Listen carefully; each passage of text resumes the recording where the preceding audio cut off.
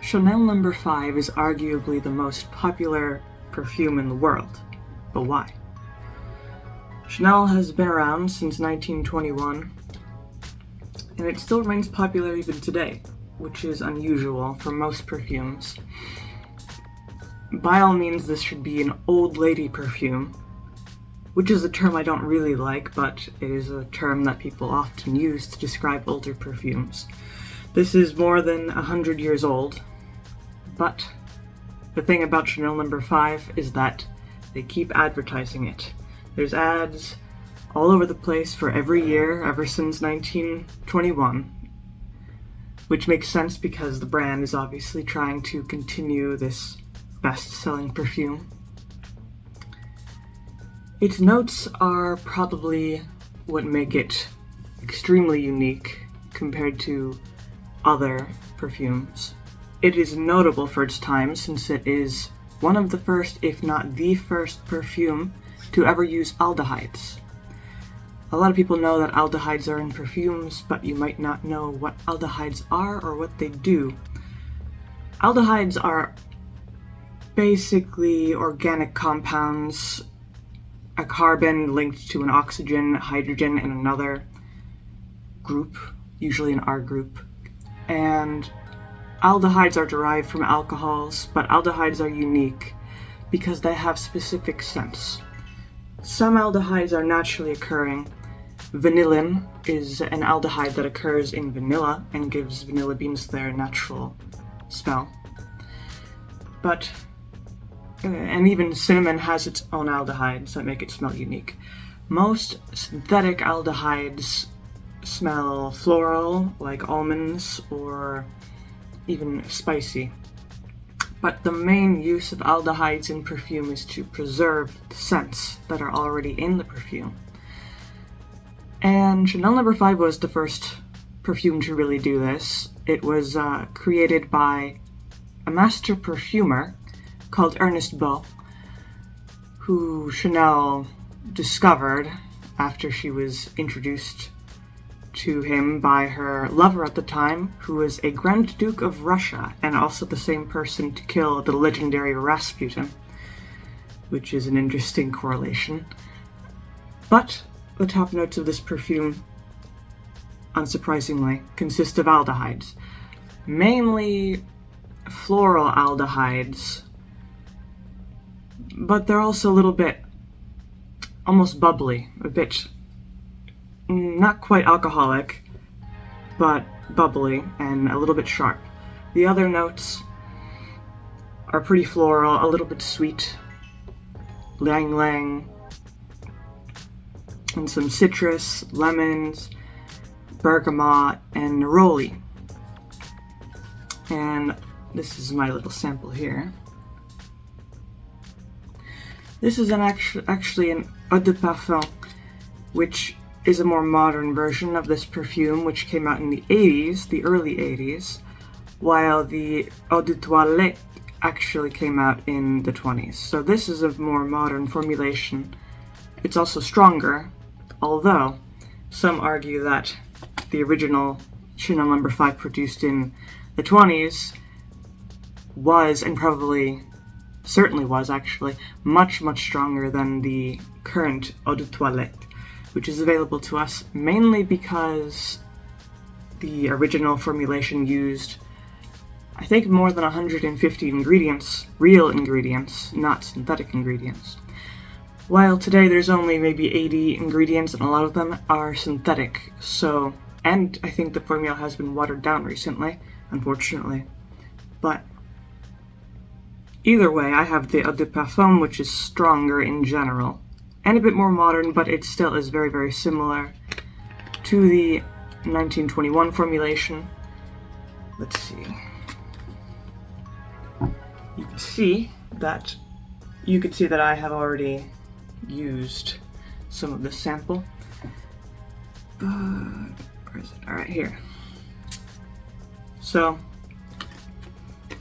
already, obviously the top notes, the first thing you get is the citrus, the ylang-ylang and neroli, but the middle notes are unique something interesting is the orris root. Some perfumes have orris root, but what does orris root really smell like? I doubt people, or the average person, has gone out, dug up a root and smelled it, so it's hard to say, to compare and contrast an orris root to see if it really smells like the real thing. The other middle notes: rose, jasmine, iris, and lily of the valley. I wouldn't say the floral notes are too strong, except for the rose. The rose is the most prominent. And the base notes are sandalwood, amber, musk, moss, vetiver, vanilla, patchouli, and civet. Civet is a small animal that it is renowned for its musky scent produced from its glands. The thing about civet is that it is, of course, cruel to the animals to collect their musk. So Chanel today uses synthetic musk that is designed to smell very similar to civet. The base notes, I would say, the vanilla is very prominent, especially as the perfume dries out on the skin. The vanilla becomes much more prominent. And it is a warm vanilla. It's an old-fashioned vanilla, not a sweet vanilla. The musk is also present along with the amber. I wouldn't say the civet is too strong. I wouldn't say that this is a very musky perfume or a heavy perfume. It's more, it's quite light actually, considering that you would expect it to be heavy. It's a luxurious perfume. I mean, obviously from Chanel, it's unsurprising to be lavish. But despite that, it has an air of lightheartedness and warmth. Lots of warmth. Like a summer day sort of thing, which is probably why this perfume is especially popular during the summer. Although I think this is a versatile perfume. You could use this any time of the year. You could use it in winter, you could use it in the summer. I wouldn't say that the summer heat would ruin the perfume. Some perfumes are just unbearable to deal with in the summer, but this is not one of those perfumes. The design of the bottle, which I don't have, I only have this, but the classic design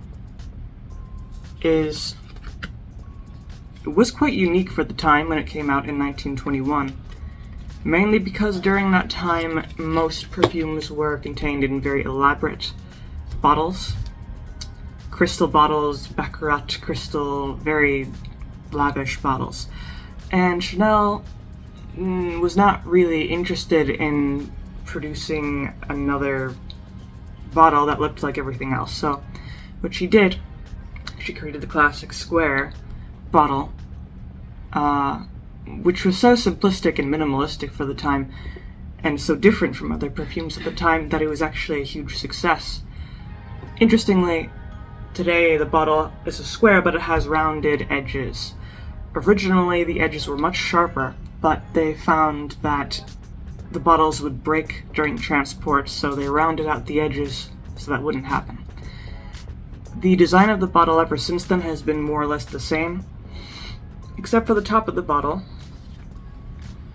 the little stopper there, which has changed over the years. Some decades saw that little top part become more bulbous, sometimes it's more flat. So right now, the design seems to be pretty similar to what it originally was. And the most interesting thing to me that I find about this perfume is its backstory, its creation. Because in 1921, there were two types of perfumes for two very distinct groups of people. The respectable ladies of that time would usually only wear light and floral perfumes, while the flappers and the prostitutes would wear musky, rich scents. And flappers during that time were very, very numerous, a popular group of people. And Chanel wanted to try and cater to them, try and create a perfume that was not one or the other group of perfumes.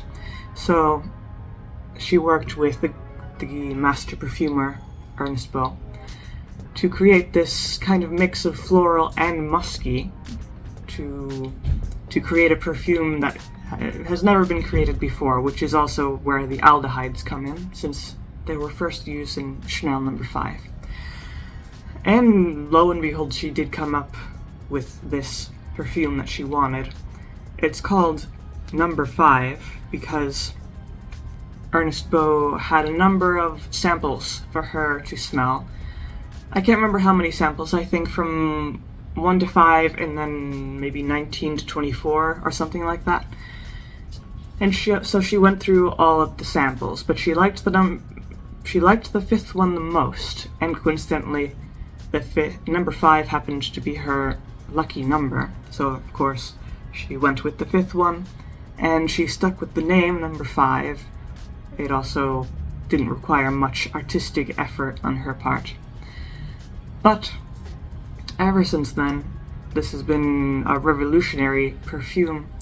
Some people, I suppose, would say that this is an old lady perfume, which it is. It's 100 years old, but it has been continuously revamped, revitalized.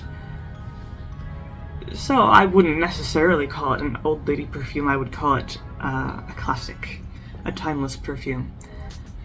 I personally really like the smell. It's not necessarily one of my favorites of all time.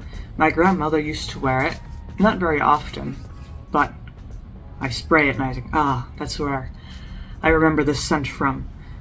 But it's hard to go. I suppose some people dislike it. Some people dislike everything. But there are also huge groups of people that love this perfume. And that's the way things mostly go. You either like it or you hate it. But one thing you can't deny is that this perfume has excellent craftsmanship. Maybe not as excellent as 100 years ago, but they obviously still put a lot of effort and artistry into the creation of this perfume, which I can admire. Anything that has effort put into it can be admired. And like I said, this is a pretty versatile perfume, so you might spray it the first time, you might not like it, you might spray it again, and you might like it quite a lot.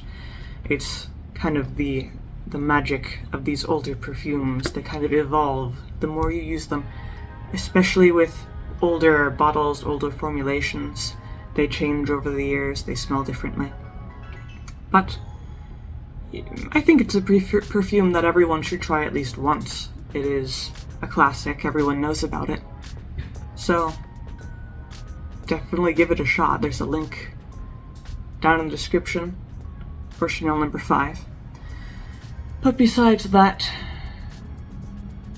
well, I imagine I'll go through this sample very, very soon. It's not very much, and I have been wearing it quite a lot recently. Anyway, that seems about it. So, the like button is down there.